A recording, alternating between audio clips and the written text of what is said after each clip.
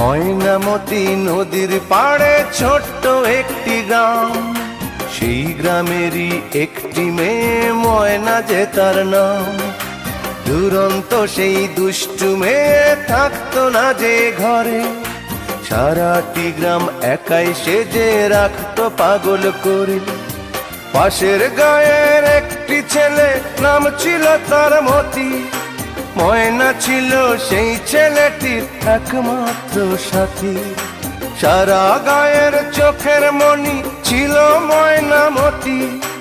এই গ্রামেতেই ছড়িয়ে আছে ময়নামতির স্মৃতি রে, ময়নামতির স্মৃতি, ময়নামতির স্মৃতি রে, ময়নামতির স্মৃতি।